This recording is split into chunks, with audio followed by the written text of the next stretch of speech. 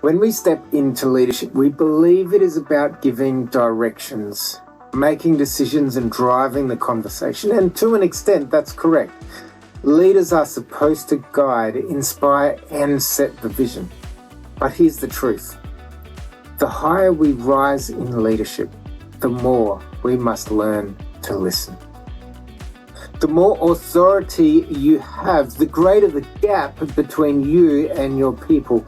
And if you don't intentionally close that gap, you risk making decisions in isolation without truly understanding the reality on the ground.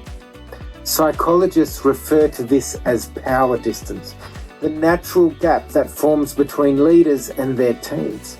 The more authority you hold, the more hesitant people become to speak openly with you. As a leader, we might believe that our teams will naturally tell us what's on their minds. But let me challenge that assumption. Think back to when you were starting out in your career. If you had a bad boss, you thought very carefully about every single word you spoke, right? And even if you had a great boss, there was still some level of thought as to what should and shouldn't be shared. When we as leaders recognize this, we take a very active step towards one of the greatest leadership practices available to us. We are creating psychological safety, a space where people feel comfortable speaking openly without fear of judgment or retaliation. So how do you close the power gap and become a leader people trust enough to be honest with? Here are 4 practical shifts. Firstly, ask intentional questions. Instead of just saying, "Any questions?" Try this.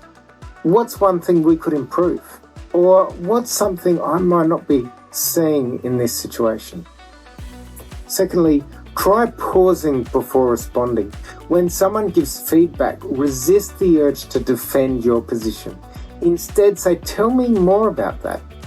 Thirdly, model vulnerability. If you want your team to open up, show them it's safe.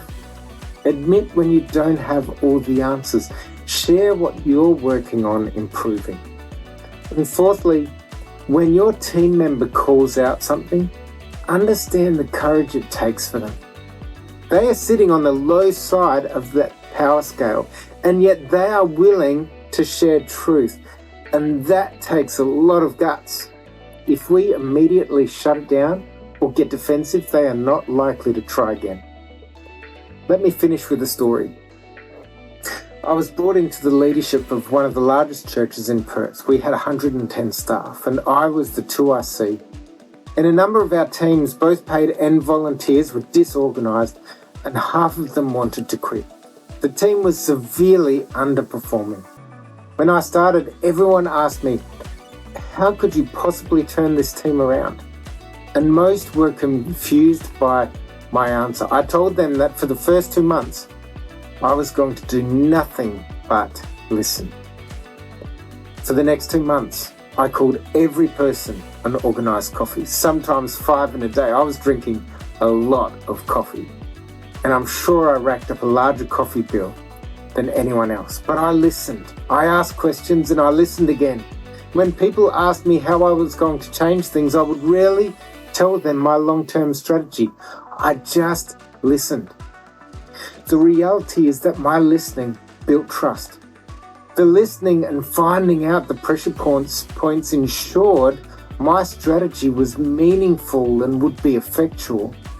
And most importantly, because I so actively listened to my people, when it was time for me to talk, they were all ears and ready to go. So here's my challenge to you. Leadership isn't about having all the answers. It's about creating the conditions where the best answers can emerge. How often are you truly listening to your team? And what might you be missing because you're not?